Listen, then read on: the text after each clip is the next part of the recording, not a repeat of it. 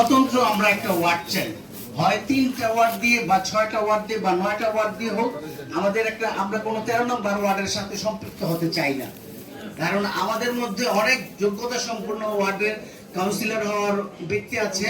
ফতুল্লা আছে, এনায়তনগর আছে, কুতুবপুরে আছে। আর ফতুল্লার বিষয়টা আমি গত মিটিংয়ে আমি মানববন্ধনও বলেছিলাম যে ফতুল্লার সবচেয়ে জলবদ্ধতা। বিগত সরকার, ফ্যাসিস্ট সরকার আমলে এমপি মন্ত্রীরা এই ফতুল্লার হাঁটু পানিতে নেমে ছবি ফাইল ফুটেজ করে মন্ত্রণালয়ে গভর্নমেন্টের কোটি কোটি টাকা রাজস্ব, কোটি কোটি টাকা বাণিজ্য করেছে। আমরা বিগত সরকারের সময় দেখেছি। সেই হিসাবে ফতুল্লা সবচেয়ে অবহেলিত।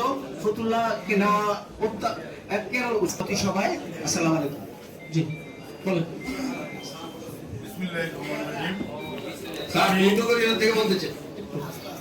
আমি মোহাম্মদ মিজানুর রহমান প্রধান, Dhaka Khilgaon ideal school and কলেজের প্রভাষক।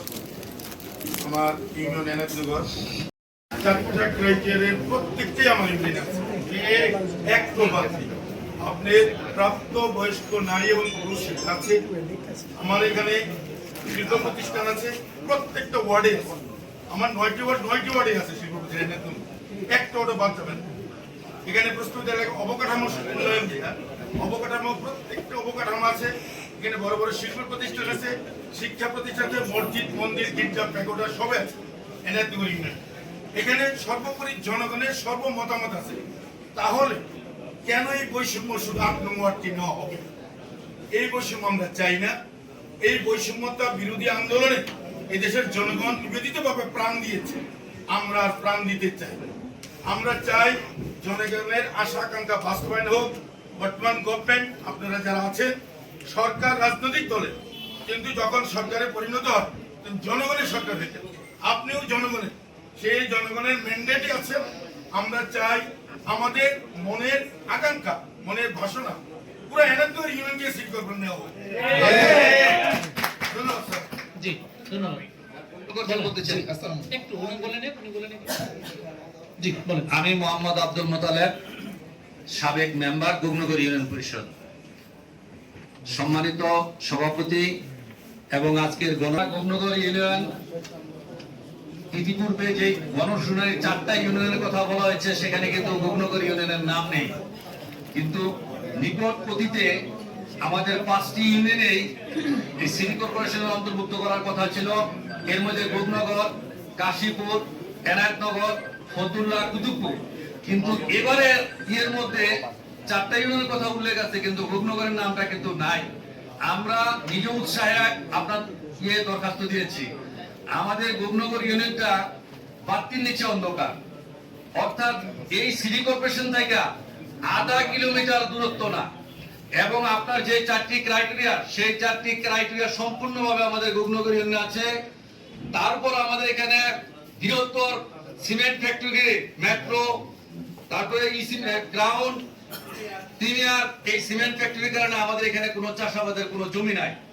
পেট্রোল পাম্প আছে, অয়েল ফ্যাক্টরি আছে, শিক্ষা প্রতিষ্ঠান আছে, গার্মেন্টস আছে, কিন্তু আমাদের এই গুগনগর ইউনিয়নটাকে নেওয়া হচ্ছে না। শুধু নেওয়া হয় নাই, জাহিদ ভাই যেটা বলতেছে আমি তার সাথে একমত।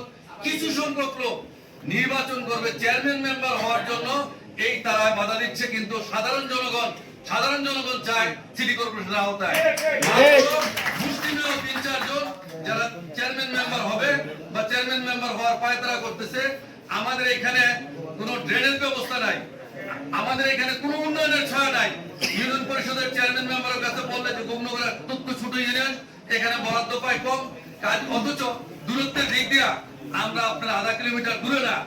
আমরা শুধু গুগনগর না, গুগনগর, কাশীপুর, এনায়তনগর, ফতুল্লা, বৃহত্তর বন্দর এলাকা থেকে কি বলেন মদনগঞ্জ, এই মুসাফু পর্যন্ত যত এলাকা আছে, ওই এলাকা থেকে আমাদের এলাকা ইউনিয়নের কাছাকাছি যাওয়ার যোগ্যতা বেশি রাখে।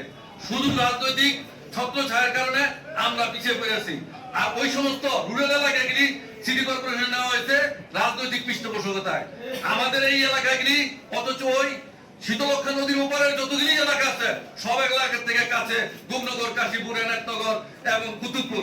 আমি মনে করি এই এলাকাগুলি অবশ্যই সিটি কর্পোরেশনের আওতায় নেওয়া উচিত। সবাইকে ধন্যবাদ। এখানে যে ছোট জিনিস হচ্ছে 1, 2, 3, 4 আমাদের সিটি কর্পোরেশনের বাইরে রয়ে গেছে। আমি সবকিছু নিয়ে সবাই যেহেতু বলছে আমি 3 নিয়ে বলি। 3 হচ্ছে আমাদের ফতুল্লা পাইলট উচ্চ বিদ্যালয়। এটা নিয়ে একাধিকবার ডিসি অফিসে আরো বলতে ছাত্ররা আইসা যেতে পারে না। আপনি যদি একটু আপনার দপ্তরে খোঁজ নিতে চান, আপনি ছবি সহ পত্রিকারি সহ সমস্ত কিছু পাবেন। এরপরেও এই গত 3-4 বছরের মধ্যে জলাবদ্ধতার সমাধান হয় নাই। মেইন স্কুলের যে রোডটা সেটাও পুরোপুরি ঢালাই করার আর্থিক সচ্ছলতা আসে না ইউনিট পরিষদ থেকে, জেলা পরিষদ থেকে সবকিছু মিলে।